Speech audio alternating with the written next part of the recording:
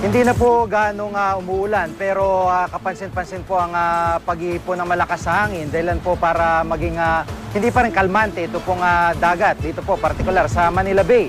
At nakikita po natin obviously hindi pa rin po natatapos ang trabaho ng MMDA dahil marami-rami pa pong basura naglutangan dito na nanggaling po sa iba't ibang mga kabahayan na abangan nila dahil sigurado po ito'y babalik at lilinisin sa hindi man sa Roas Boulevard kundi sa mga palibot po malapit dito sa Manila Bay. Samantala, I am ready. Serbisyong totoo ng GMA News. bagyang lumakas at bumilis ang bagyong Hiner habang patuloy na kumikilos palabas ng Philippine Area of Responsibility. Sa satellite image ng Weather Central, makikita sa ilagang bahagi ng bansa ang kaulapang dala nitong bagyo. Sa pinakauling taya ng Pag-asa, namata nito sa layong 380 kilometers sa hilagang silangan ng Basco, Batanes. Taglay nitong lakasang 130 kilometers per hour at bugsong abot sa 160 kilometers per hour. Kumikilos ito hilagang kanluran sa bilis na 15 kilometers per hour. Dahil po sa bagyo ay nakataas pa rin ang signal number 2 sa Batanes Group of Islands, Calayan Group of Islands at Babuyan Group of Islands. Signal number 1 naman sa iba pang bahagi ng Cagayan at sa Apayao. At tingnan naman po natin ang inaasahang lagay ng panahon sa buong bansa. At bukas po ay patuloy na makakaranas ng pag-ulan ang Kalakang Luzon. Dulot pa rin ng bagyo sa mga taga Metro Manila naman ay pagandaan muli ang isa na namang maulang araw. At bukas po simula umaga hanggang gabi ang sa Visayas, partikular na ang mga lugar sa kanlurang bahagi ay makakaranas ng madalas sa pagulan habang ang Mindanao ay makakaranas din po ng pagulan maliban sa Davao, Coronadal at General Santos kung saan inaasang magiging maliwalas ang panahon. At anuman ang panahon, magplano, magsiguro, makibalita sa GMA Weather.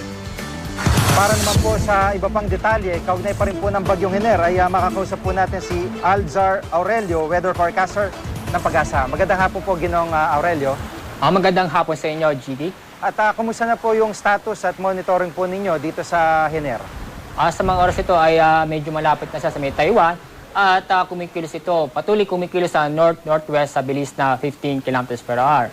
So inaasampay natin na pinapalakas pa niya itong hanging habagat o southwest monsoon. So southwest monsoon pa rin ang magbibigay ng pag-ulan at malakas na hangin dito sa Luzon at Western Visayas. At inulit ko po, nakataas pa rin ang public storm warning signal number 2 dito sa Batanes Group of Islands, Calayan at Babuyan Group of Islands. Public storm warning signal number 1 naman sa rest of Cagayan at Apayao.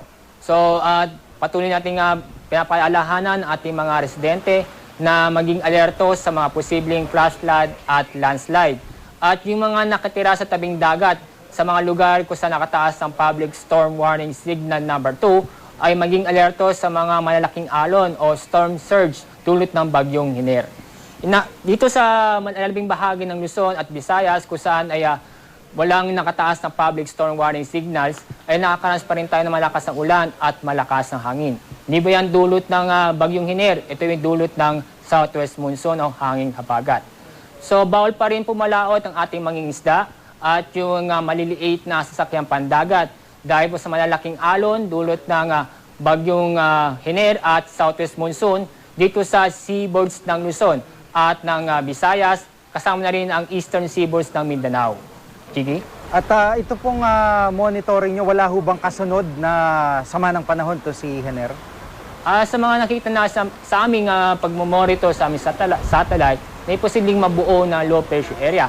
Dahil sa lakas ng habagat ay may naiiwan na remnants na isang bagyo. Tulad nito si Hiner ay mayroon na maiiwan na posibleng mabuong low pressure area.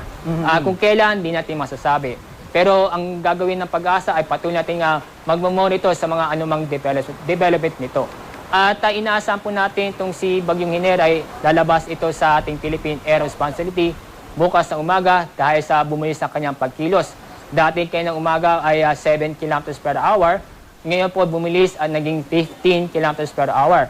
At itong mga pag-uulan, halimbawa sa Metro Manila, sa malalabing bahagi ng Luzon at Visayas, ay patuloy tayong makakaranas sa pag-ulan at malakas na hangin ng hanggang Sabado pa. ay makakaranas pa rin tayo. Ibig sabihin, mahanap po sa linggo ay dito sa Metro Manila ay makakaranas tayo ng mga magandang panahon. Ibig sabihin, magpapakita ang sikat na araw at may mga pag-uulan-ulan. Jiggy? Opo. Maraming pong salamat, Ginoong Alzar Aurelio, weather forecaster ng Pag-asa.